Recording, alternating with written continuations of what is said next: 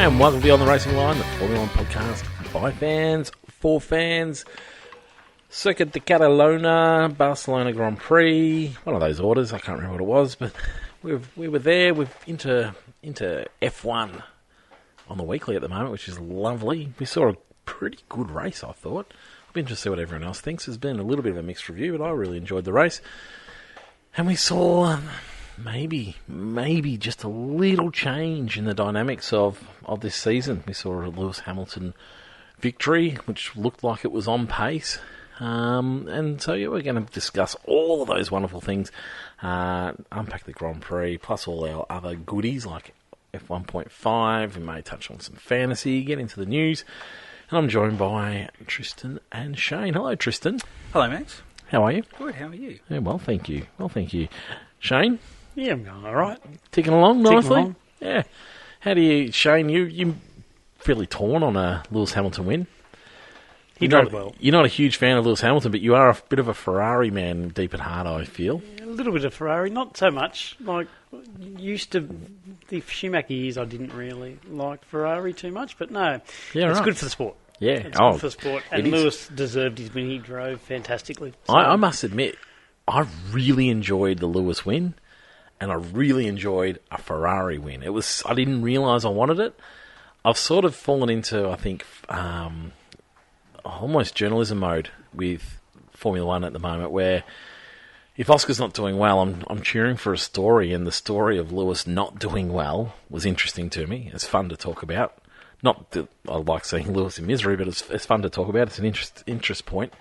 But a Lewis in a Ferrari that's maybe in contention, that's also fun to talk about. And so, I was like, this is very nice. What do you think of the Lewis win, Tristan? Yeah, it was really good. It was really good.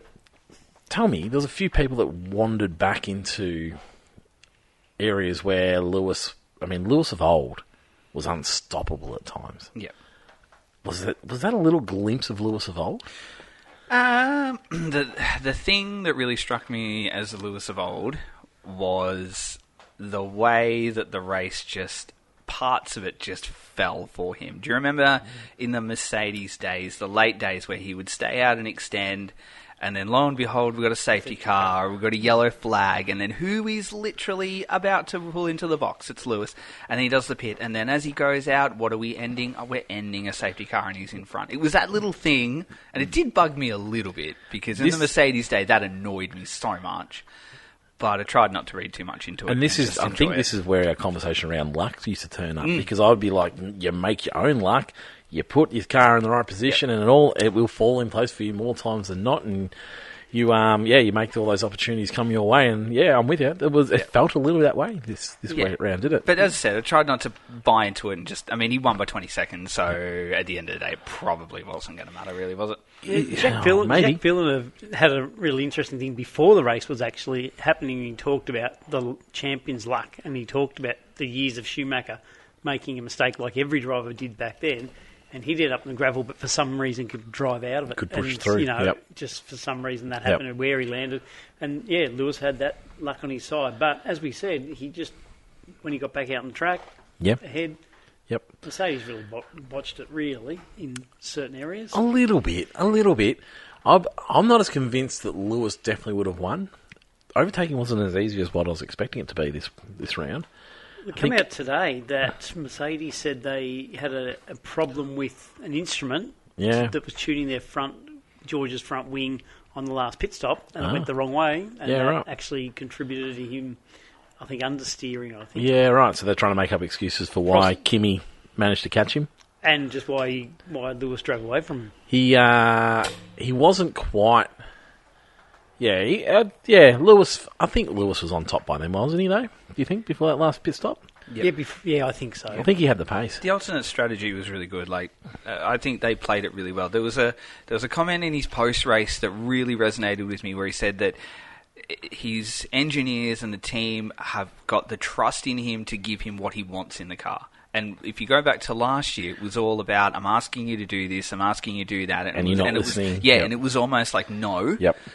You are here with us, you do it our way. And you could sense that, and I reckon we talked about it for weeks on end when it was happening. And that really stuck with me, that maybe with a new engineer, that they're finally gone, all right, we will give you what you want. Yep. And we'll see what you can do. And lo and behold, yeah, he can do things. Yeah, it was a really valid point that he made. And then, like, you've got that whole he's working with Carbon Industry brakes, and Charles went to the brakes, and Charles quite liked the brakes. Yeah, little things like that. So, yeah, I think that's played a big part into it. Yep.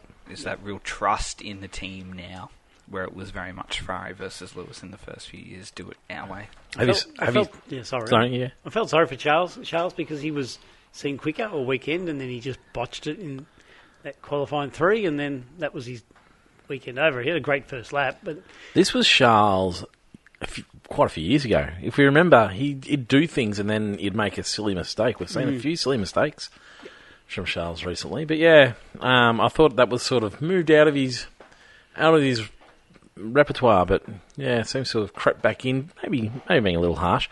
Have you seen enough to think that Ferrari are on the pace at the moment? No. No, what was the difference here? Because the beauty of this track, I mean, if we saw this in Monaco, would discount it straight away because Monaco being such a unique track. Yeah. So what's the difference of this track then? Well, the fact that we've had 7 rounds and they've won one of them. So this track is the all-rounder. This is the one that looks at what the best cars win in Barcelona. I need a much bigger sample size than one weekend and one win. Shane? Yeah, I think someone here did say that they'd probably win something this year, and they got laughed at.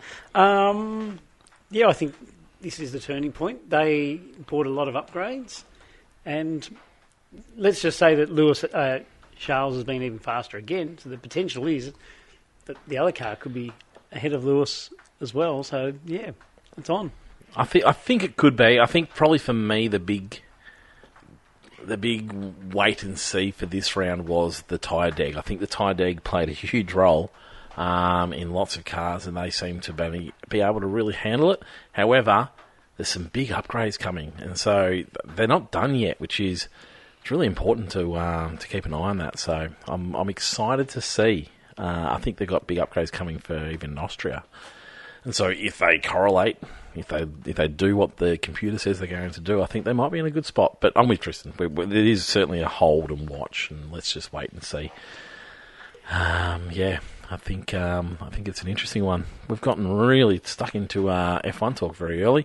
Let's do an opening question, because I like an opening question. What's your comfort show? So if you're just looking for a TV show that doesn't cause you any drama, just the one you need to throw on for some chill out comfort, what is your comfort show? When we are on holidays, I really thoroughly enjoy just afternoon ABC World News. It's my comfort go-to. It's just I like to watch it. You're watching World News? I just like to watch it in the middle of the afternoon at 12:30. Far out. It's and there's there's things like I wasn't expecting that. I know, but I don't watch this. I don't watch TV series. Like my current TV series is Spider-Man, Dino Web Slingers. I mean, I could rattle through the first goings on of that if you like. You haven't got a TV show you go to. It's just lots of sport. Mm-hmm.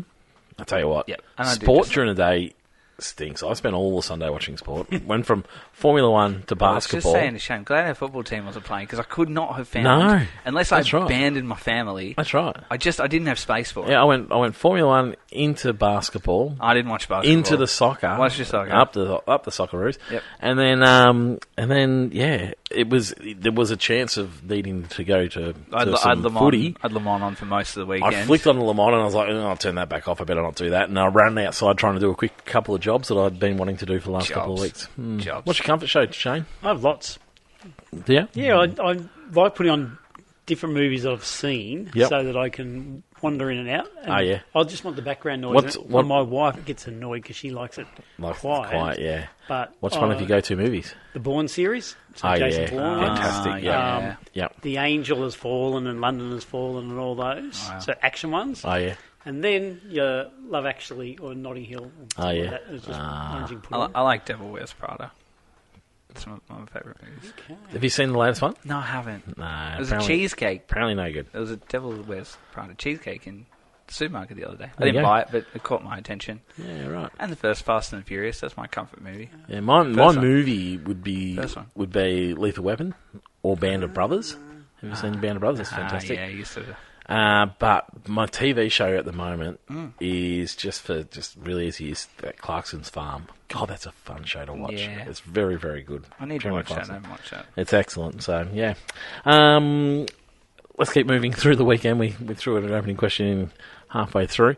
So yeah, we saw Lewis perform quite well. We've probably talked about Charles a little bit. Did you think that the circuit? We haven't given us a race ranking either.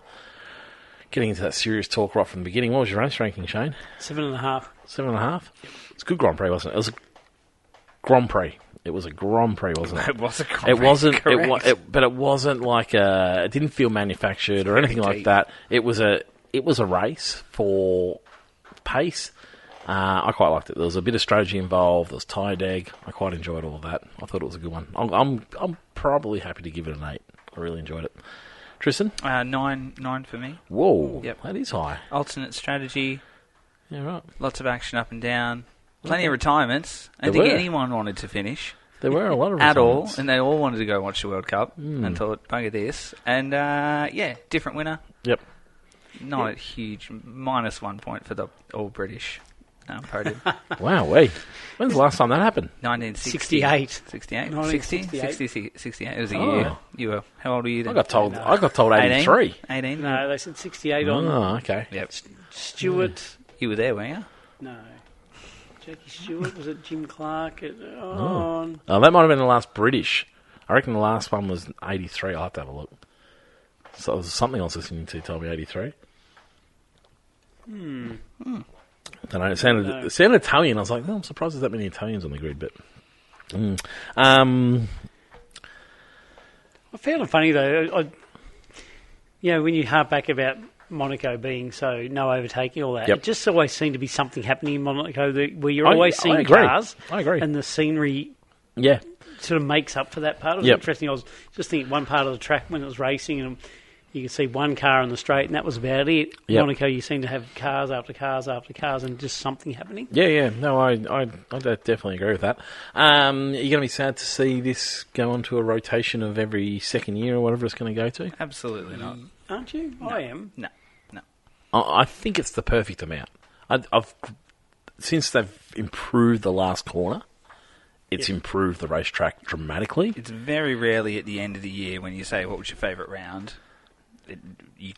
Doesn't feature I would any say conversation. it's given us a good race for the last 4 years since they've changed that corner. I reckon it's given us 2016 and the incident there, and that's probably all I that I could reckon- probably I write reckon- home about. I'm not writing home Yeah, about no, it. I'm just It's saying, not a like, it's spectacular quality. track. No. I reckon we've seen some good races though since they've changed that corner every year. I don't think we've seen a ball since they've changed that corner, which is important. I think it's also been improved by the way that the track's set up. It's been and improved. the way the cars are working. Well, the fact that we don't test there religiously. Yes, and I then couldn't you agree come more. back and you Yep. just know what the order's Yep. going to be when you turn up. So Yep. No, Threw absolutely. up a good one in 1996.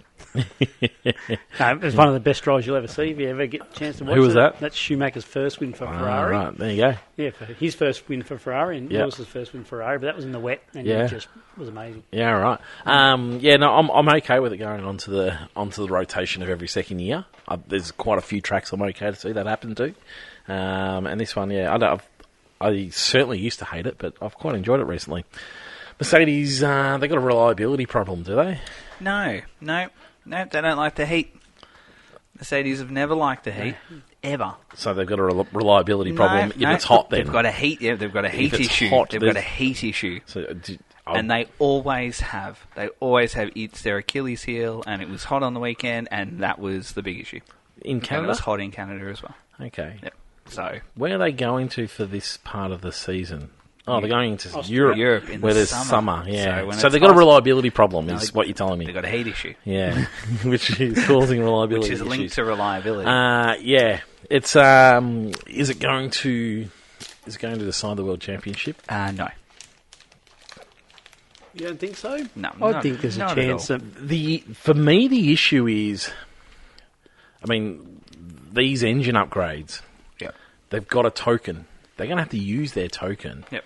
on this Now, that's interesting because they've got so many customers that aren't having necessarily the same amount of problems. They have had early problems though. Like if you look at McLaren at the start of the year, they were having huge issues. That wasn't with heat though. No, it was engine related and battery related though. Yeah. And they needed Mercedes to be there, especially in China. But if you're telling me that these are all related to heat, the other cars aren't having those issues. I'm just interested. Are they going to be able to upgrade their engine, or are they going to have to use it for reliability when Ferrari can use theirs? Mercedes have never been big on speed. cooling. Like, if you look at the way the cars were cooled across the weekend, even Ferrari had additional cooling. Mercedes have never gone down that path, so, yeah. I'm not surprised by it. I'm not either, but what's the solution? For me, the worry is that they're going to have to use these upgrades on reliability when Ferrari can use theirs, and they got 2 tokens.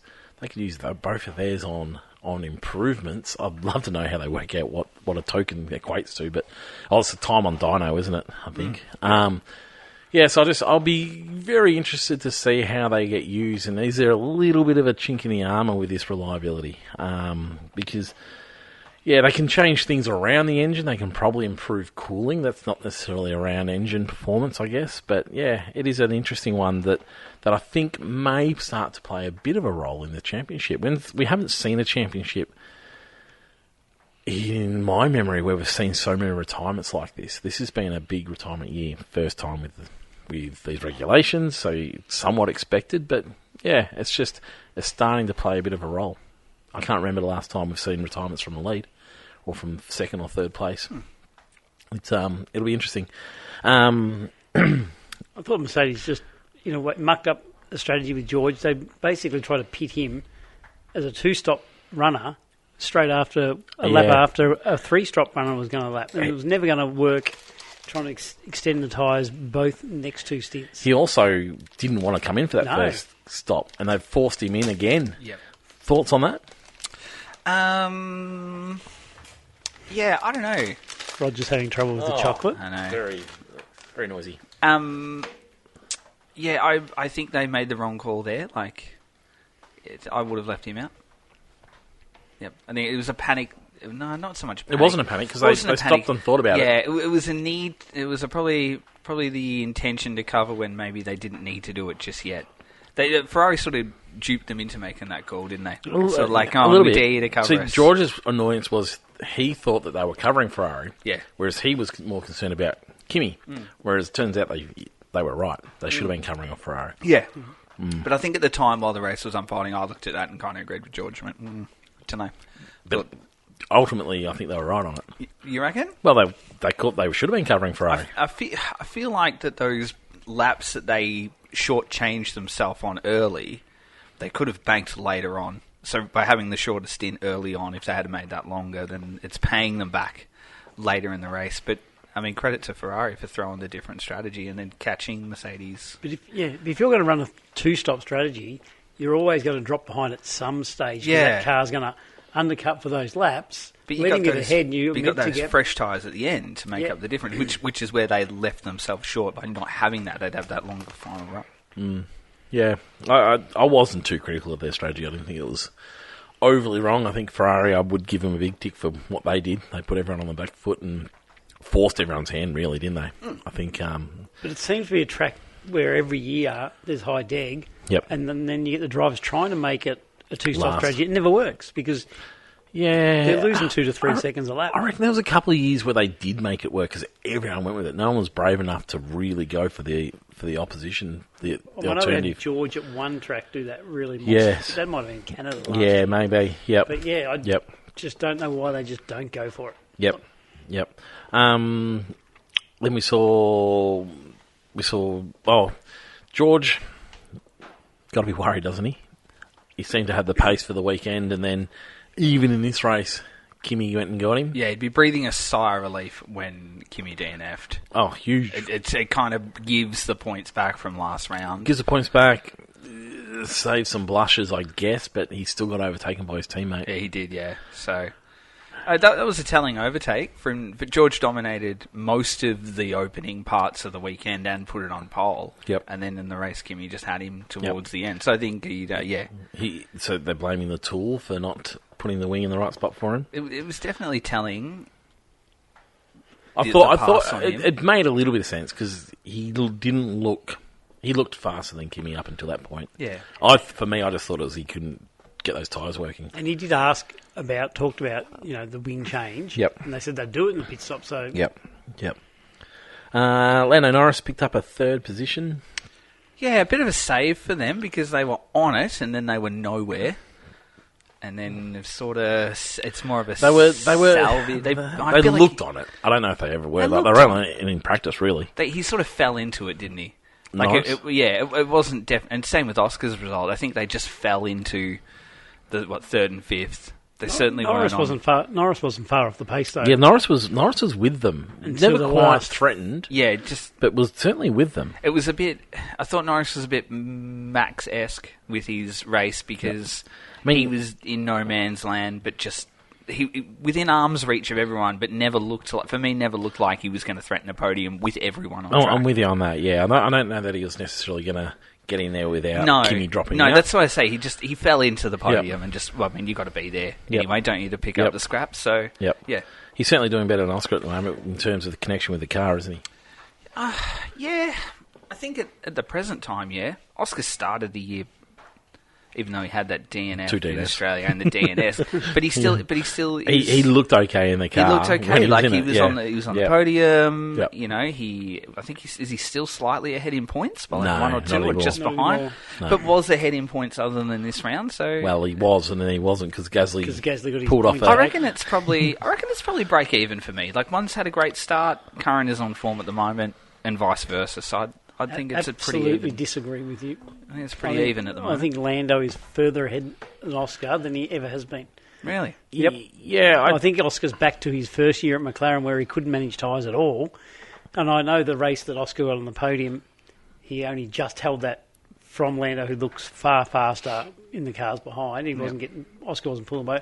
Oscar's in trouble, and people aren't talking about Oscar, and that's been in the news as well, that he's just not even considered at the moment, and his value has dropped, unfortunately, and it's really sad to say. Yeah, I'm not as dramatic as you are. You do get dramatic around these moments. Very dramatic. You sound but like a 5-year-old when he can't find his shoes. I'm with you though. Well, you do see. I went back through and had a look, and Oscar's picked up like some great races throughout the years. Like we forget so quickly what has happened. He has had a couple of decent races. I feel like the pace has gone from him at the moment. I don't know the connections with the car at the moment, but across the season you do see these swings, don't you? At the moment, that's the big thing about George and Kimi. Like Kimi has to be making as many points as possible at the moment because it will swing back to George generally, won't it? We typically see that. We thought Oscar had a lot of points difference to Norris last year. One upgrade, and all of a sudden that benefit just swung the other way. And I think we'll probably see a little bit of that again. I haven't lost faith in Oscar. I hope so. It doesn't really seem like he's too panicked about it at the moment. He talked about the fact that they have to go back and have a look at why the tyres weren't working for him compared to Norris. They do seem to have quite different driving styles, so I think that'll be interesting. When the tyre deg isn't as important at the moment, maybe that'll come back to him. I'm not sure, but he looked as fast, if not faster. He did. Norris in practice. He did. Yeah. And then just once you had too many, even at certain points of the race where he was on fresh tyres, he was great, and then it just fell away. Yeah. Yep. No, I'm with you. As soon as Charles overtook him, he lost like 3 seconds in 2 laps. Yep. It was just like, Yep. I'm with you. It's not great for him at the moment, but I can see that swinging around pretty quick.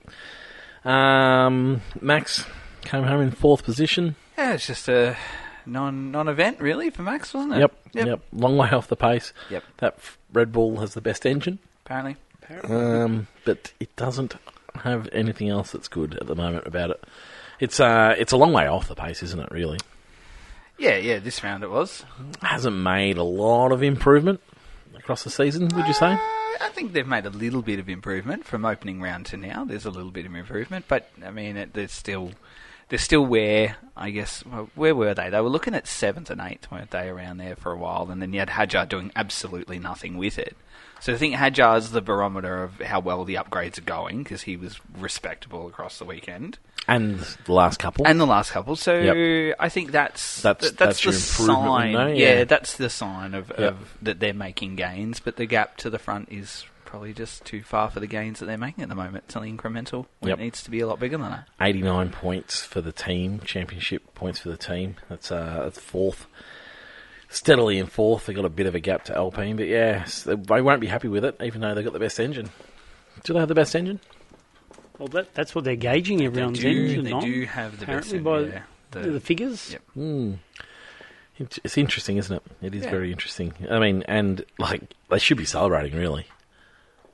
They should be just for them to have the best engine for their first attempt at building an engine. We knew that was going to be... It's just incredible. Yeah. Yep. It was supposed to be their big Achilles heel, whereas seems to be everything else. They're missing having Adrian Newey at that team. A bit like hang on a second. And Aston Martin they're missing. Because Aston Martin, I think Aston Martin are hoping they're missing. No, team. I tell you what, you've got a short memory. Well, the man was a genius for every car he went to. Yeah.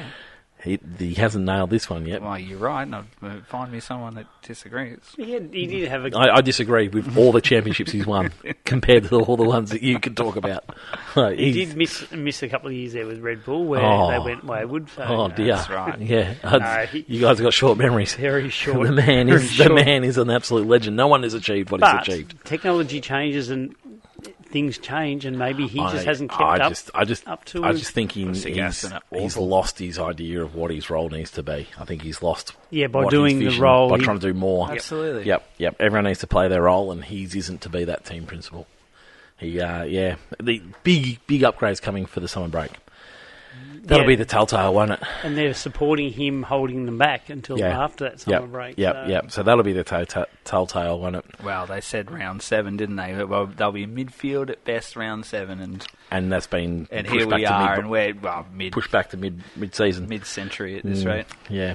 Isaac Hadjar only a position behind him, or 2 positions behind him. No, again. Getting spectacular. Getting there. Yep. Terrible start again, so that just put him out. Terrible start. Awful start. Yep. And then we're through the field nicely, actually. Probably thinking about his Monaco trophy. Probably a nice save. He lost. He lost. But he might get back. He might. No, well, I don't know. It might go someone else. Might go down to Oscar, surely. Sixth place. Pretty respectable. For that start. Yep. That start was horrendous, wasn't it? That's respectable, yeah. Speaking of Monaco, Pierre Gasly.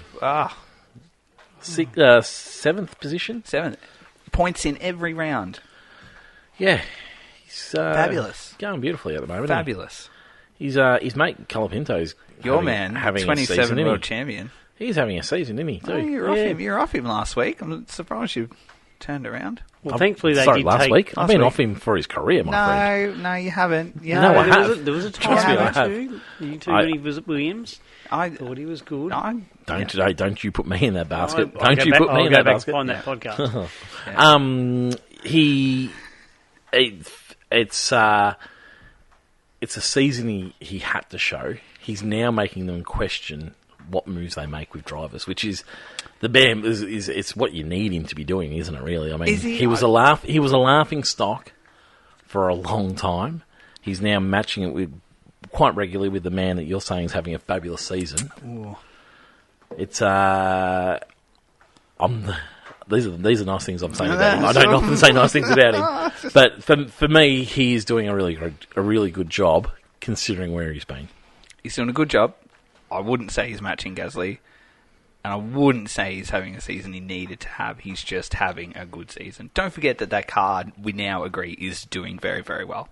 It is. Yep. So there'll be 80% of it cars doing it. 20% of it he's probably improved a little bit, but I don't think Antonelli hasn't shot from the bottom of the grid to the top. Did you expect he could drive as well as he has? I'd never actually thought he could do what he's achieved this year. Well, we saw the good drives in Williams, don't forget. Yeah, but they were good drives. That was a car that was just having a nice little purple patch at that time he stepped into it. But then you could say the same for this team. The team's having a bit of a purple patch at the moment. So and he didn't have much of it. Who do you have as a teammate then?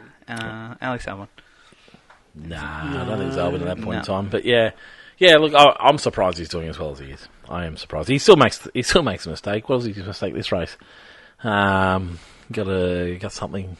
He was up there and then he fell back. But yeah, he's doing a lot better than I expected he was going to be able to achieve. So I thought he wouldn't be anywhere near what he's doing. And he's matched Gasly across the year at different points in time. Where is he on the whiteboard?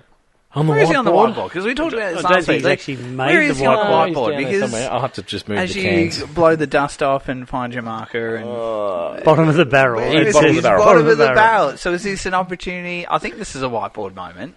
Like you can't put him in there anymore. Bottom of the barrel. He's not bottom of the barrel, but he needs a new category. Well, he's below Stroll on your board. We also need to update it because Yuki doesn't exist in the sport anymore, so you can wipe him off. Where is Pretenders. he? Where is he? Ocon is a pretender, I agree with that. Mm-hmm. Stroll is... I reckon Stroll could be bottom of the barrel, you know? Hang on, he did out-qualify Fernando. Oh, look, don't get me started about Fernando. Don't get me started about Fernando. Brilliant. Sign him up. Yeah, look... Yeah... I'd probably be up. He owns a team. Give him 10 weeks. He owns a team. I want to see him across a few more rounds. By the mid-season, You've had 7 rounds. You've had 7 rounds. By mid-season, I'm happy to see more. No, I think you need to put him on there now. No, I don't think so. Absolutely. Let's have a look at his points. Let's have a little. How many points do you reckon he's got? I don't know. How many points do you reckon Gasly's got? Well, Gasly would have about, I don't know, 18. He'd have about 33. 41 for Gasly. That's close. Franco 16. Okay, well, where is he then? You got to give him a home. How many points did you say Gasly's got? 41. Pierre Gasly? No? Pierre Gasly's got 26. Colapinto's got 15. That's on the F1 site. So am I. There you go. You sure you're not looking at the fantasy points? No. Don't know. I'm not moving him yet. I'm not thinking that he's a racing driver yet. I'm happy to give him some plaudits he's so not far. Bottom of the barrel. He's not bottom of the barrel. Who's worse than him? At the moment, you would say Bottas. You would say probably Ocon. You would probably say Stroll. You would definitely say Fernando as well. That hurts me to say that. You'd say Ocon would be below Franco Colapinto. Mm-hmm. Nah, you lost it now. Nah, not even close. Nah, he's not moving anywhere just yet. He's not moving out. Well, we'll wait and see. I was trying to compliment him. I'm not complimenting that far. We want you to give him a space on the board. I don't think so. Rightio, after the Alpines was the Racing Bull boys, Liam Lawson and Linblad. Fairly quiet, anonymous races, but picked up some decent points. I thought 8th and 9th. Linblad had a really great round. Like he qualified quite poorly, and his practices weren't spectacular. But then to only just finish behind Lawson, I thought was a better result than what Lawson had, to be honest. I think Lawson was where he should be, and Linblad... I'm confused by this. Tell me more. Well, that's just like... So hang on, Lawson is where he should be, but Linblad did well. Yeah, because Linblad... But he was behind Lawson. Came from further back to finish just behind him. Okay. That makes sense? Yeah. You with me on that? Yeah, I guess so. Yep, good. All right. Good. Then we went into Bortoletto. Anyone else you want? How many points you got for him? No, you saw the standing and it said 26 points, and as soon as I clicked on him, it says 41 points, but it opens it up. So I'm saying on that main page, they haven't put back the points. Well, we're still working out. How much he gets for Monaco. Oh, that could be the issue, couldn't That's the issue. 41 when you actually click on his name. I don't think it's that big a difference, though, is it? He went from 7 to points. 3rd. Yeah, that's 15 points. That's a big jump. Yeah. There it is, 15. Okay. 26 plus 15 so the websites can't work out how many points he's on. No. Maybe the iPad's updated. Maybe they've taken the points back off him. Well, I think the points calculator, whoever's job it is at Formula One to just add these points and work through it, is obviously taking a long time because they still haven't updated fantasy yet. Well, they're probably not going to bother until they work out what's going on. Well, yeah, there's a barring on making teams, but it also affects, like just onto this Monaco thing, it also affects Linblad, it affects Lawson, and it affects... Who else does it affect? And obviously Adjar as well. Oscar. But there's others throughout that it affects their points as well, because they're going to be -3 and -5 as you go through. Let's talk about Monaco. We're sort of in Gasly territory still. Where you're at with it? So Alpine submitted their appeal. Yep. Because Gasly was the one driver that didn't complete his penalty at Monaco. Yep. They were found to be correct with their appeal. Yep. Because the measurements given were wrong, so they gave him back the position of third position.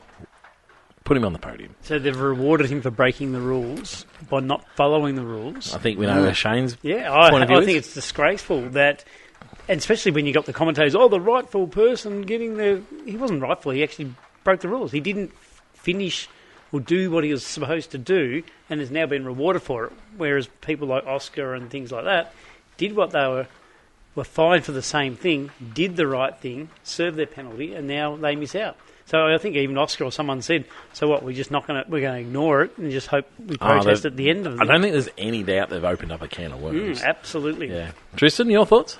You're all for it. I am all for it, and I put no blame on Alpine or anything like that, because what they've done is they've followed the rules correctly. So this is the rules that are set out, that you've got 96 hours to appeal, and then it goes to the appeal, and then you get the tick of approval, and then you go and protest it, and then the findings come whatever way they do. So they've not done the wrong thing. They've done exactly what the rules are laid out. The question mark was there last weekend in the middle of the race when we were all getting penalised, and we all knew watching it that something was off.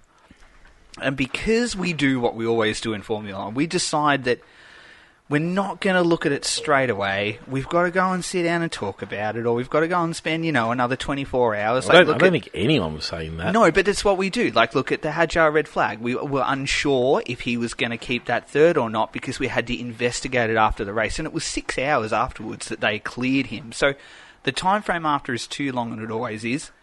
So I'm all for it because they've done the right thing. They've followed the processes, but Formula 1 have created a rod for their own back because they don't investigate these things quick enough. They spend too long, and they've made an error. In that one, what did you want Formula 1 to do? They handed down the penalty. They needed to come out straight after the race.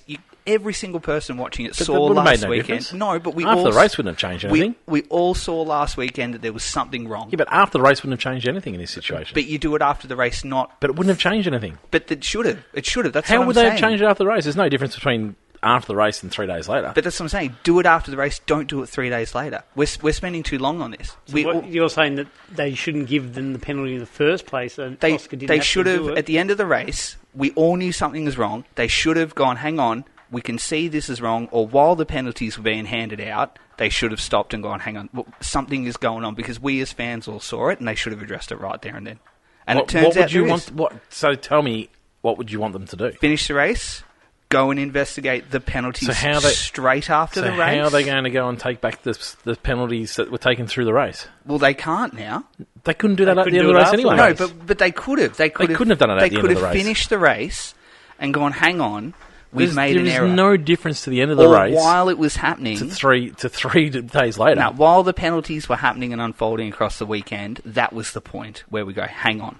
Something's wrong. So what do you want them to go and measure the pit lane at that point in time? Someone could have gone down and gone, let's have a look at this. In the middle of the race, we all saw it. They're not going to be able to go and do that. Plus, they're going to serve the penalty before then anyway. No, I mean, there was a mistake made. I think you've missed the point completely. There was a mistake made. Yep. By Formula 1. By FOM. Yep. And so, geez, I tell you what, FIA put them under the bus as quick as they could, didn't they? Absolutely. So there was a mistake made by FOM from 77 centimetres of the pit lane, which is somewhat caused by the fact that there is an extra turn in the pit lane. Mm-hmm.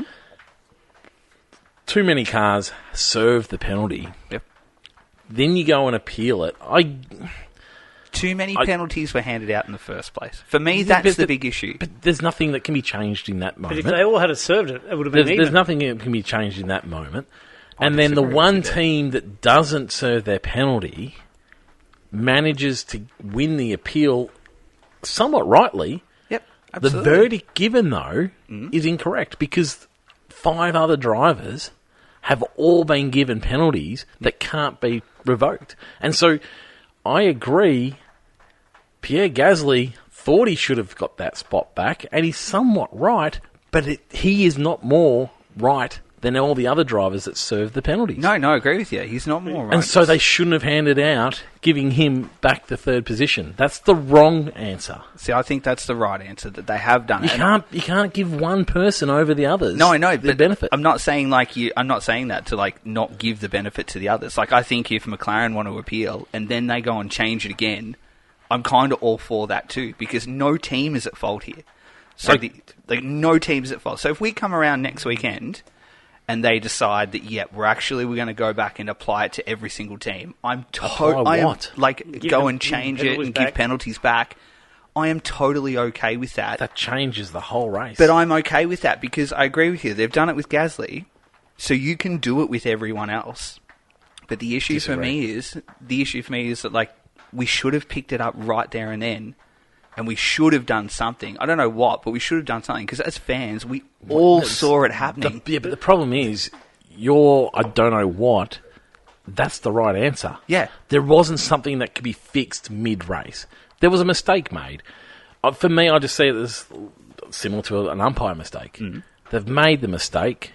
You say to Alpine, you're right, we got it wrong, we apologise, but we cannot give you back your podium because there were 3 other drivers that were more rightful to that podium spot than you were. Do you think that's the part that annoyed me about Gasly? Gasly played the victim in it all. Oh, poor me, I wanted my podium moment.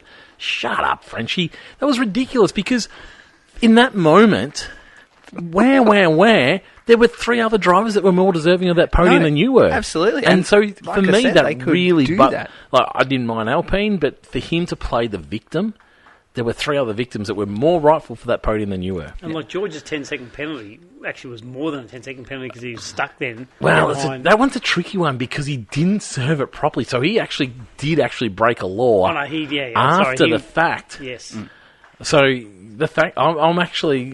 George, I think you actually get that one. I agree with you. I think George gets that one because they touched the car and they worked on it. They broke that rule. So they stuffed up. They kind of did the opposite to what Alpine did. I feel like Alpine saw it and went, hang on, this is not right here. Well, it's almost like he didn't know. It's almost like they should have just kept on going with it and then appealed after the race. But then we heard what Zach said too, where he said on the telemetry it says we're speeding, whereas Oscar himself said, "Hang on, I wasn't." I feel like maybe that Alpine have looked at that and gone, "This isn't right here. Just hang on.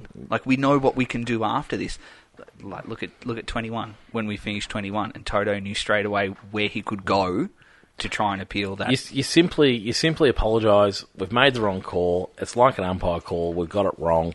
We apologise to everybody, but the race results at the time of the race, they stand, and we're going to be better for it. That's as simple as it goes. You can't benefit one driver with this appeal than the other. So I hope they appeal. I hope it all gets reversed. I hope it's a big embarrassment to everybody involved. And then we can move on. I kind of really hope that McLaren go and appeal it. Yeah, I do too. And they get up and I don't want to see times given back to anybody. Oh yeah, I kind of hope it happens. I don't want to see any of that. I just want to see them just go, no, we're going back to race results because it's clear we've disadvantaged other drivers, and there's big ramifications in the championship. I mean, George wouldn't have been serving a penalty. And he's lost huge points in the championship. He's now, I think he's about 41 points behind, maybe a bit more. He might be 50 points behind in the championship. He was on track to pick up an extra 15 points. That puts him into 35 points. That's getting much closer to that championship. And so they're making big choices here. Do we need to get better with a bit of time after the race to just sort this out a lot quicker? No, because it wouldn't have got sold. But just in general, do we need to get rid of this whole investigation after the race? Yes, but then they're going to make mistakes like we've seen today, and then we're going to be appealing 3 days down the track, which you don't like. But then are we better to lose the option to investigate after a race? So if we wipe that total option out and say we are no longer, once that checkered flag drops, as just a rule in general across the next however many, years. What happens is an incident into the last corner? Incident last corner would probably be that'd be the exception. That you could maybe say... What about the incident into the last corner of the second last lap? But could you say, like, the last 3 laps? Yeah. And we'll give a bit of time there. It's tough. It's tough. I think you have to have some sort of leeway. I agree. We're always been crying out. Make the calls in the race and then make it the umpire's call. Because if it's lap 10 and we're at a 78-lap race... Yeah. You don't need 60 laps plus another 6 hours after that. That doesn't improve anything in this moment. And I would love to just to say, all right, barring the last 5 laps of the race, any incident from 1 to this lap, we will absolutely look at it right here and then we'll make a call. And I think we need to be better in that moment. If we fix that element and we just make the call right there and then, and we lose that, I think that's going to go a long way to an incident like this not happening again. But I think the rules have also played a huge part in the way it's fallen. What do we need? What sort of reversals do we need for Oscar to get a podium in Monaco? 2. We need Gasly's to be taken back off him. And then we need to find a reason why Hadjar can't have it.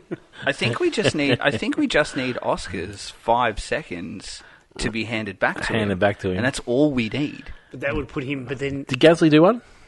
Maybe Gasly didn't. Did Hadjar do one? Maybe Hadjar didn't actually do a penalty. I don't think Hadjar did get a penalty. Yeah, so if they revoke them all... But he was ahead of Oscar. But only because of this. But I think Oscar was within the 5-second window. If they revoke them all other than Russell's, because Russell then broke a rule afterwards... Which I'm agreeing with you that. We can put Oscar on the podium. That's what I want. Yeah. It's not what's right. It's not what I want. No, but we can have it. And that would be cool, because that would be really funny, and that would really upset Mr. Sukilala. Yeah, Oscar was only 0.9 of a second behind Hadjar. So that's why it goes his way. Let's just go with that result, thanks, and then Sukilala can get back off that podium.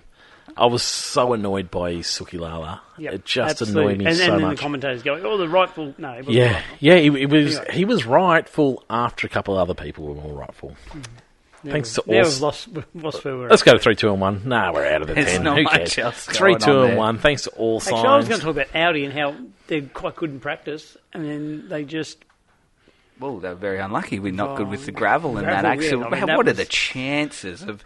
knocking the kill switch. Knocking right on that. So explain, because there won't be people who will cross this. So the kill switch, which is, I guess... on the outside of the car, so that the stewards can come and turn the car off, and it also disengages the... Pull it and twist it. The gear, so it engages the clutch to allow the fact that they can just roll the cars. Yep. And then, following behind Lawson, as Lawson come off, a piece of gravel hit the exact point on the pin, which is literally like the horizontal bar that goes in, and knocked it out. And instantly, an instant death is what Hulkenberg called it. And that was it. It moved the pin out. I think it was like 2.5 mils that moved it. Yep. And that instantly turned the car off, and that's why Hulk was out. What a horrific design flaw. Absolutely. But just the angle that would have had to have hit at the speed to move it that far, like you couldn't plan it for things like that. And so the car just turned off. Yeah. Did it trigger a fire extinguisher or something? I think it does that automatically. Is once the engine dies, it's a sail. Who knows what other damage is done. Fail safe, really. Saying that, I was thinking, how can a piece of gravel hit that? But on the replays, have you seen the size of the gravel? Like, where was he positioned at the time? I think he was 9th at the moment. He was in amongst it. He was behind Lawson and catching Lawson. He was having a great race. So Yep. Anyway, and you could. Lawson finished in 8th after all the retirements. So a very unlucky result for Hulk. Yeah, I'd put that down to unluck. Unlucky. But however, it's a design flaw. It's a design flaw, so it's not unlucky. I wonder if they'll put something on it next round, like a deflector. Remember when Lewis in Baku, when he hit the magic button on the brake and released the brake bias? Is this what they complained that McLaren covered up and then got fined for? No, I think that was a little on the front nose. McLaren's it's a different thing. It's like a little pad with 3 buttons, like a Game Boy pad, and the heli tape that goes across the seals on the nose. They had the heli tape across. It went through the seal. Why would the marshals need to be able to access that point? Because I think that's how McLaren's system works. Oh, sorry, yeah, it's just right. it's like a Game Boy button. Right. You press it and it releases. Yep. Whereas Audi's is a bit different. Yep. 3, 2 and 1. Thanks to all signs who are getting your points. I'm starting off. I'm going with 3 points to Lewis Hamilton. I thought it was a fine victory, and I didn't realise I wanted to see it. but I did. It was good. Very much enjoyed it. Oh, after that, it's a little very hard to. It's a little challenging. Yeah, yep. I mean, Gasly, we've been giving lots of points to, but it seems to be that's his right spot now, isn't it? Russell, I'm not entirely sure. I'll probably give it to Lando. I was nearly going to give it to Lando, but Jesus, it is really tough. Maybe just give all the points to Lewis. Just all the points to Lewis. 6 points to Lewis. I'll have to give 2 points to Lando because he's the better McLaren driver at the moment. I'll give 1 point to. Lawson. Lawson. Yep. Taking points. Yeah. There you go. Shane, same. Same. Ditto. Ditto. Okay. No, I'm going to give 3 to Lewis. Yep. I'm going to give... Feels like it's going to be a roller coaster ride from here, Shane. Yeah, it always is. I'm going to give 2 to Adjar because 6 is pretty respectable as the second Red Bull driver. So I'm tick on that. And I'm actually going to give 1 to Kimi. I know he didn't finish, but he caught George. He was kind of a step back off the pace all weekend. And then reeled it in right at the end with a pretty spectacular pass, and it was kind of unlucky that I don't hate it. Finish. I don't so hate it. It's probably a good call. Yeah, so it's definitely 1 to Kimi, and yeah. Doug? Charles, it's just a bit of a mess. It's 4 crashes in 4 rounds if you include the sprint, and he's overdriving it, and he's just having a real mare at the moment in every aspect of racing, and I think he just needs a week off. And he needs to have, when we give drivers where they've just got to have a weekend, well, they turn up, have a nice practice session, qualify in the top 5, and then you just got to score points and go home. That's what Charles needs in Austria in a fortnight's time. He just needs to come and take some points and go home. Yep. And not do anything else. Yep. And it's just a bit of a reset. So he's having pretty torrid time at the moment. If he does that, he's going to find himself a long way behind, isn't he? But it's just a good reset. He needs it. He doesn't need to go out and win. He doesn't need a podium. He just... I think a win or a podium would do him a lot better. Yeah, I think it would too, but at the bare minimum, it's take 10 points I feel home like he's just pushing a bit too hard at the moment. Yep. Just take a breath and collect yourself up. Yep. My dad's going to Gasly. Didn't like the Suki Lala. Yep. You weren't deserving. It just doesn't work that way, my friend. Shane? Aston Martin. Oh, they're going to bring some upgrades by the summer break. I mean, you got Lance Stroll getting, finally out qualifying. And he does one lap. First time in 40 years, 40 races or something. Yep. Oh man. Yeah. He just doesn't care, does he? No. Stroll just doesn't care. Some of the words he was saying in the presses around. How does it feel to do that? I don't care. Whatever. Don't give a shit. That's pretty much what his response was. I sort of get it, but it's also a legitimate question for a journo to ask. Like, you can ask him about that. So, yeah. Have you got a hero? Yes, I Yes, do. I do. The Racing Bulls livery was spectacular. They do the opposite of Ferrari. So Ferrari need to go and find out who it is that designs their liveries, and when they do their special liveries, do it well, because they have 3 in a row, and it's unreal. I thought it was fantastic. I thought it looked cool. And I love the sort of... I don't like special liveries. I thought this one looked cool. Can we just keep it? I thought, and again, wouldn't be special any longer. No, it'd be the livery. It'd still be cool. I also loved the little tie-in of like the scarves. I want a scarf. I didn't. And they did a whole like World Cup nod to the World Cup. They had jerseys that looked like World Cup. They had scarves, like Racing Bull scarves. What was the fluoro green on it? It's the cash. It's the don't use your hands. Don't use making a square because it's a square on the wing. Also, on the wing, it's the cash app logo. Is it? It's the colour of the Cash App logo, which is fluorescent green. But it's not usually there, is it? It's always there. The fluoro green on not the on the livery. That's what made it special. Sorry, yeah, that's what I'm saying. That's what made it special. Right. Yeah. But the fluoro green. Yeah, no, I agree. I thought it looked good. Logo on the front was really good. So yep. That's my hero. You got a hero, Shane? Yeah, I'm going to give it to Kim Kardashian and Lewis Hamilton just for playing along with the towel. Oh, did they? Yeah, didn't I missed Kim. So Lewis has delivered I've missed it. a towel that said to Kimi from Kim, Yeah. wrapped up, and that's good. That's exactly what they needed to do to stop it defuse all. that But situation. how terrific was the Mercedes Instagram admins You see where my tail? Kimmy was washing Well, his hands? it was terrific. Other than the fact that the acting was horrific. That's what kind of made it great because it was so bad. Yeah. George, Oh, have you didn't seen fit. Kimmy's Yeah. tail? I'm going to have to go and find it. I'm going to have to go and You would have find thought it. No, Kimmy so was it was, so funny. Yeah, it was good, and and all the memes that actually sparked.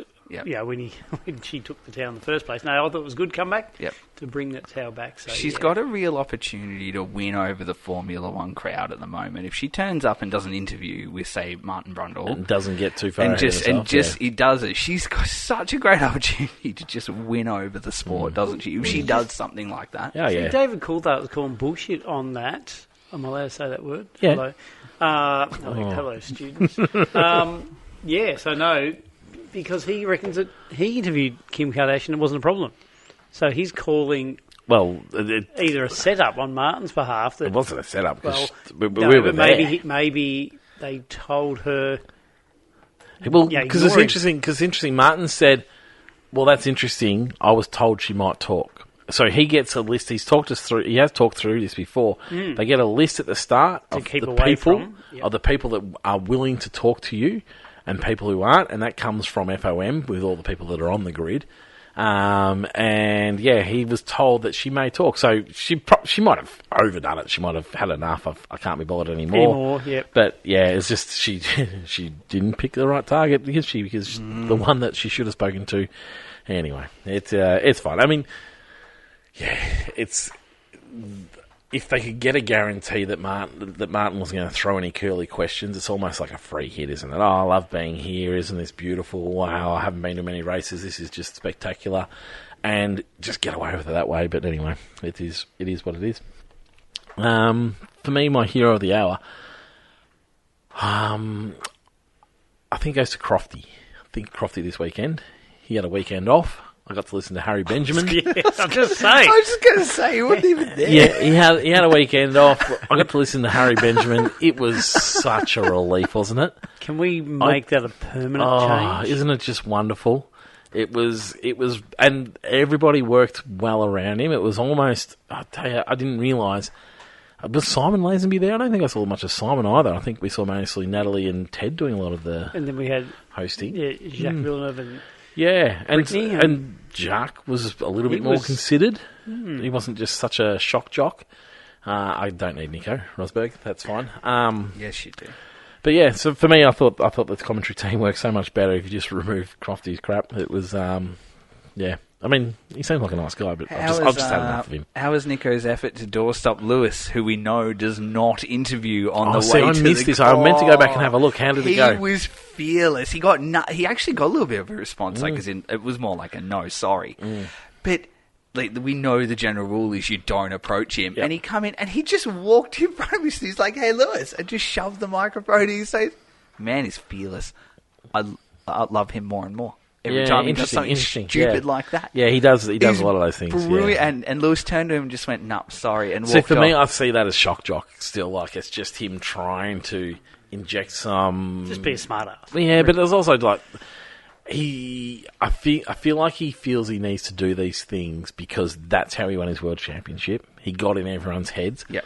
And I'm not sure he really needs to be this I actually character quite as a like commentator. because I'm. Do you really need a prickly commentator going and annoying people like this for the sake of annoying them? I don't mind it when he asks big questions. I reckon if he had have got a response, it would have been pretty good, because the first time we would have ever had a response from Lewis on the way to the grid outside of his first couple of years. Because I think the grid stuff for me has become quite... But he didn't get a response. He didn't get a response, but then I also love the fact that he's like, I don't care. Like, you know, when we talk about like Martin on the grid, like, you're on the grid, you do an interview. It was almost like, well, I don't care. Like, you're a driver. I don't know that I need people provoking them. I didn't reckon it was much of a provoke. I think it was generally considering he knows.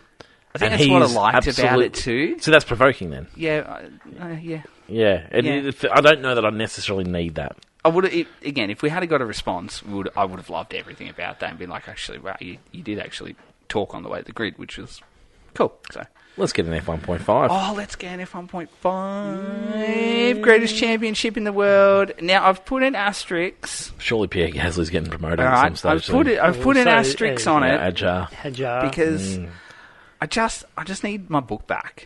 Because I'm confused myself. I've done a season and a half. I've done a season. And your maths was out last season. I just missed my book. So anyway, I'm buying a book back. But I have gone back and I have corrected at Monaco already. So while the powers that be... Why? Because it's the official result. So I've got to go off the official result. So when they change it again? Yes, I will go back and I will readjust again because that's the type of person that I am. All right, so I have gone back, and as I said earlier, it affects the likes of Lawson and Linblad as well in terms of where they are for the Monaco round. So yes, I've gone back and I have adjusted, and this is where we are at. So I'll give you just the random points in the order that I've got here, and then I'll go 4th, 3rd, 2nd, 1st. Sound good? Yeah, I'll switch off until then. Terrific. That's all I like to hear. All right, Lance Stroll. I'll tell you what, we're very close to relegation already. Very, very close to relegation because the 7 rounds in, I've got 3 drivers on single digits. So I'll tell you what, I reckon... Who are they? It is... No. Stroll, clearly. Yes. Bottas. Yes. Bottas. Oh, who's the last one? Is it Alonso? No. He's had enough. It's not. No, it's not Hulkenberg. Oh, who's the last one? It's Is it Perez. Perez is on... So Stroll Perez. is on 2, Bottas is on 2, and Checo is on 8. So I'll tell you what, I am very... To relegate them to what? F 1.75 or something like that. So I'm going to put them plus Fernando on notice that I'm going to give them 2 more rounds, I reckon, possibly. And then throw them to junior I'm just going to throw them, and just they are relegated. Because single digits at 7 rounds, that would be 9 rounds. So if we get to 9 rounds in your single figures, it's going to be relegation. You're out of here, which I think is fair enough. We're going to promote. We're going to go the other way. So anyway, Stroll on 2, Bottas on 2, Alonso on 11. We've got Hulkenberg on 27 points. We've got Checo on 8. You've got Sainz at 63 points in 7th place. You've got Albon, 33 points. So last year's champion having a bit of a mare at the moment. 33 points for Albon, 62 for Ocon. We've got 41 for Gabby. 66 for Linblad, and in 5th place, we've got Ollie Behrman on 75 points, believe it or not. In 4th place is the 27 world champion in Franco Colapinto on 83 points. 3rd place is Hadjar. So this is post-calculated. 93 points, 3rd place. 2nd place is Liam Lawson, surprisingly, on 99, and Pierre Gasly rockets up the order. He's got a win and a half in his pocket on 123 points. Wow, Lawson. Yeah. I wasn't expecting There that. you go. And Hadjar won the round as well this round, so he's still... And last round, wasn't it? Well, no, because No, he's not been promoted back. So it would have been 4 on the bounce for him. But yeah, that's been adjusted. But Hadjar did win again this round in Spain, and he's still in 4th place. So 3rd place, sorry. So anyway... That's F1.5 for this round. So, yeah, watch this space for some... More calculating. Relegations and some extra calculations and promotions, etc., etc. There you go. Fantasy time. Fantasy time. Thanks to Chris at Dr. Auto Art. Get around all your fantasy prizes. Winner takes home a print of their very own. If you happen to be in 1st place, you will take home one of Chris's fantastic motorsport prints. 2nd, 3rd, 4th, and 5th will get percentages off. Visit his Facebook, Instagram, Redbubble, email, subscribe, all those kind of things. I think he's done the Lewis artwork already, Chris has. So, Lewis bands out there, get on that. Did you know that today is Fresh Veggie Day? Oh. As we eat chocolate. As we eat chocolate. I'll convince my son cookies are vegetables. So if you're into fresh veggies, what better way to show your love of veggies than getting some incredible motorsport memorabilia? It's also Arborist Appreciation Day. Oh, I do like a good arborist. I was going to say, you got a fascinating job. You've got a machine over there and the thing, and it's World Refill Day. So if you need to refill something, you can celebrate with Chris's. Refill. You can refill, so you can Celebrate with some of Chris's. I won't be refilling Fantastic the drink. mates. I won't be refilling the drink. Drink of the round. You It's actually terrible, isn't quite it? like it. I knew you would. Yeah, it's I knew you nice. would. Yeah, It's a because it's not. pineapple rum. Yeah, but Yeah. it's not gross. Terrible. So I saw it. I was like, oh, that can't be good. I'll give that a go because I couldn't find anything Spanish. I think this will be there next week. what were you going to make? Because you said you were going to make something, and then you got us all excited. What was it? What was it? What did I tell you it was called? I can't remember. What it was You called didn't. now. You just said No, I I told was Shane going to today. make something, and Yeah, then you something. didn't. It was apparently the Spanish drink have a cocktail which is red wine with Coke. Yeah. And I was going to make it, and then I was like, I forgot to buy the Coke. Oh, right. So I had the red wine. I had a bottle of red wine open and ready to go. You but- didn't explain it on the way through. Good, I like it. Yeah. Now, fantasy. We can only go on what's here. So provisional points are still up because Formula and Fantasy have said that they'll review the Monaco points and price updates after the conclusion of Spain, which has kind of already happened. But also, if you're looking to jump on Fantasy, you can't because it's blocked out. So you're not allowed to make a team They're in disarray. in any way, shape, or form. So Fantasy is all over the place. So we will go through the round. The round so far. So I'm looking at race weekend. Let's have a look at the round. Round 7, Spain looked a Barcelona, little bit... actually. Spain's coming up. Spain, same thing. Looked a little bit like this. Top 10, James Doran was the big winner. Lewis Hamilton owners were the big winners for the first time. So 230 points from James. He takes a round win. Paul Dodd, 215. James Collier, 197. Paul Cook, Aaron Norton, Chris from Dr. Auto Art himself, 178. Ross Miles, Audits 47, Nick McKennelly in 9th place on 170, and in the top 10 rounding it out is Stephen Kennedy on 157 points. You had a stinker this week. I did not have a good round this week I'd be at happy all. with- So I'd I've, be happy with Tristan's week. I have not had a good round. This is Really? what I'm saying. Like, even you beat me. So you finished Yeah, I'm on my comeback trail. Hey, Comeback trail, I am. you're on your Lewis. 3 points more than you. I was that's looking okay. good after qualifying. Wins a win. I was looking good after qualifying too. What did you and end up with, then- Shane? Sorry? What did you end up with? You keep scrolling. So you had 103. Keep I had scrolling down. 100. You Oh, had... second last. Thank oh, you. boy. Actually, that's And not as, that's a karma for me Oh, laughing boy. at someone That's else. not as bad as- That's what you get, 51 points. That's dude. all I got. I was 62nd. 62nd. I think my last score was 55, so Yeah. Did you get 50 last week? I think it got upgraded to 55 in the end. But Lewis, if you had the double on Lewis, 112 points is what you would have pocketed as well. So, anyway. Tell me, what's the final fix? Because in the championship Okay. lead, Yep. So, Bromwell, which we're putting all our hopes in, You because did. you're bloody annoying at the moment. And so we were hoping Bromwell would come and just sort this situation out. Yep. She stepped up for us. She did step And I up, was like, didn't she? yes, Bromwell, So you she went... go and get him. So the final fix is you bring in you have a driver, Yes. and then they finish qualifying, Yes. and then you can, once qualifying is finished, you bank their points, Yes. and then you can trade a driver into their spot. Went and got Kimmy. So yeah, so she had Oscar. Oh, so I yeah. think what she's done, because I was keeping an eye on her team here, I think what she's done is she's put Oscar in to bank some bonus points. And then she's brought Kimmy in, so you kind of get... It's kind of like free qualifying points is what you get. So, and Kimmy and Oscar are very similar in price too. So anyway, she use that one. She did step up. That's the one I've got left. I didn't realise I had that one left. So I do have that one left. So anyway, however, we'll just go off this week, and I am officially in front for the very first time. So I'm leading on 1,862. Ahead of Bronwyn, however, I have done a little bit of my own work. Interestingly, these are still provisional and points that's from this what week. I'm saying, yeah. So I'm having a bit of a workout, and I think Bronwyn has got me this round. So at the moment, I'm in first. Why would she have stepped up? to get you? Well, because I She's went on in, 73 points. Well, no, because I've gone in and worked out that little provisional points underneath your Mm-hmm. drivers there is just where it ended before. No.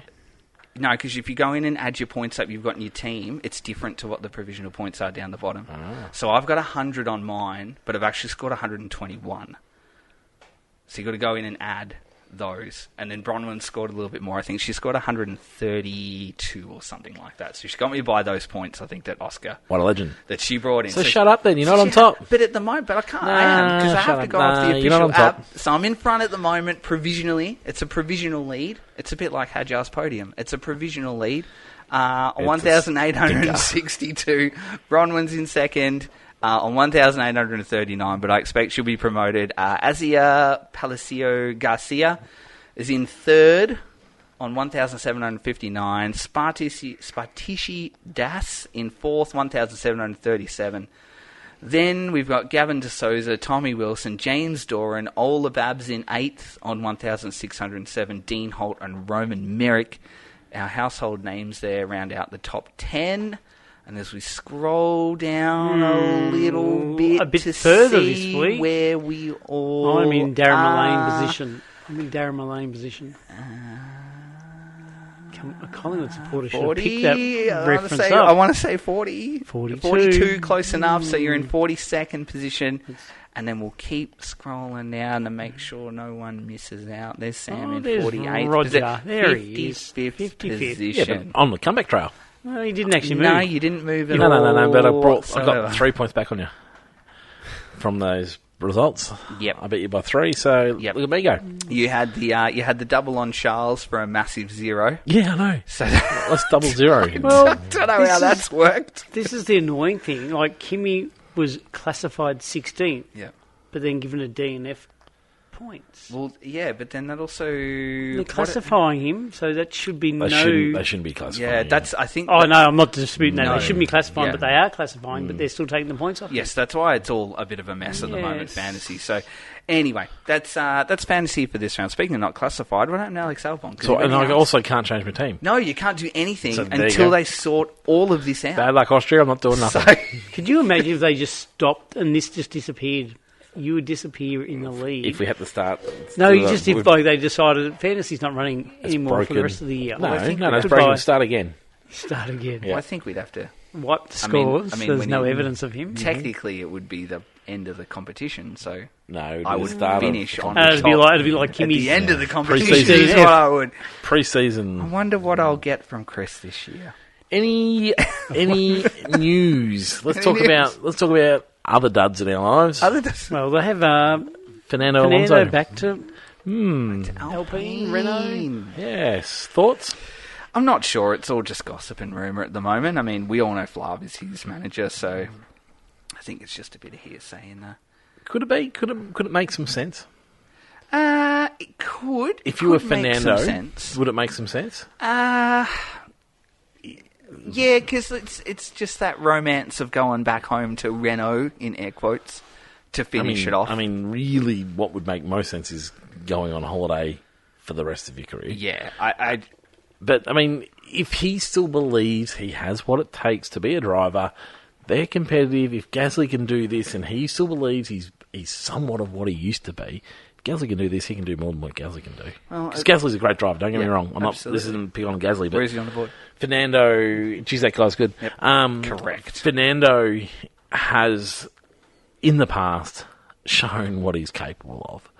The problem is, if they bring Fernando over to Alpine, that team's going backwards, aren't they? Backwards, Yeah. And so- Aston will probably be short price favourites for the title. Yeah, all of a sudden, as soon as he signs, Lance Stroll. the upgrades work and off he goes. It's just what happens, isn't it? But yeah, so are you giving it any credence? I wouldn't be shocked if it happened, but at the moment, probably not. Do you think there's an element of this is Flavio pretending because it's going to keep his stocks slightly higher if he wants to get another contract? Well, is it Flav looking at more money coming into the team because Fernando brings Sponsorship. a little bit of the Surely he sponsorship, doesn't bring and more than Colapinto, does he? but he Maybe brings does. he brings the fan base with him, and he brings the merchandise with him, and it's all that kind of stuff that he brings, and the romance of. You remember when he left and he come back, and there was so much love for when he returned, And then he lets him again. and he left again. But just Yeah. things like that. But I mean, like we talked about last week, More comebacks than Johnny Farnham. someone's got to go to start.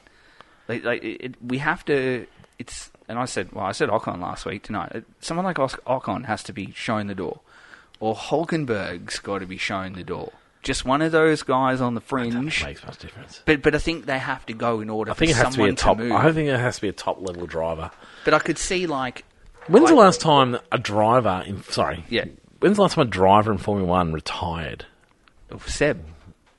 Yeah, like Seb and Dan Ricciardo. Like we Dan was sort of retired himself. Yeah, wasn't it? But Seb was the last one that getting flashbacks watching his things. You don't get many retirements in Formula 1 at the moment, do you? It's really. I was like, oh, they've stayed for quite a while. Yeah. I mean, there's been a few sackings, Yeah. Yuki and that sort of stuff. But yeah, I mean, Dan was at the end of his career anyway. Yep. But yeah, it certainly hasn't happened for a while. And, No.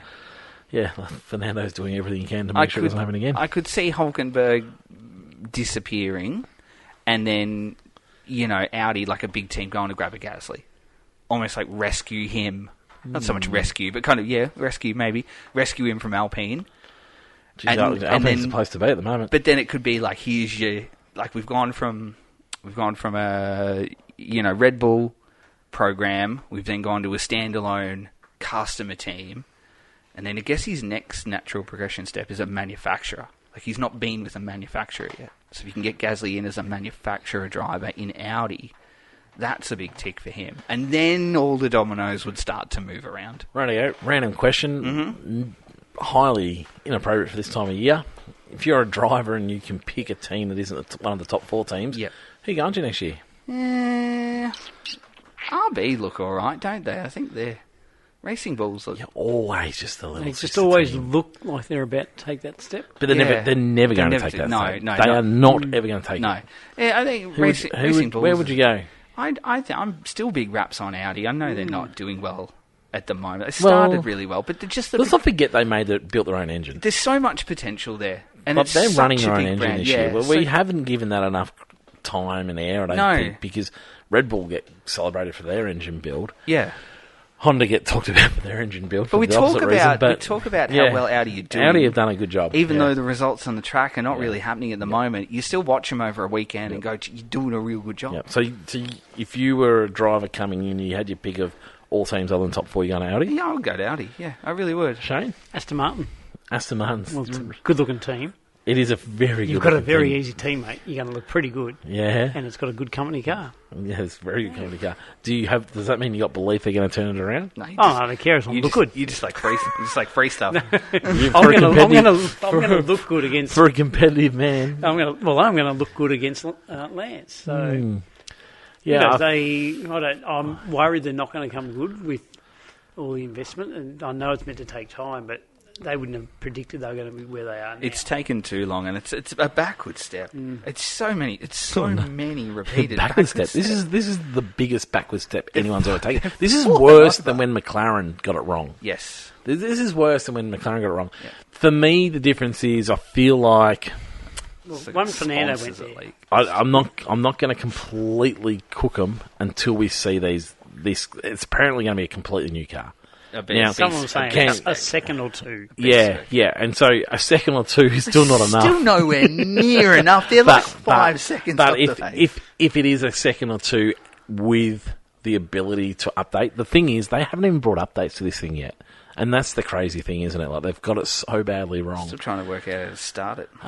So, yeah, for me, who would I go to? I'm with you on Audi. I think that's a promising spot to go and be a driver for the next season if you're jumping in. I mean, Alpine is the obvious choice. Can they continue that?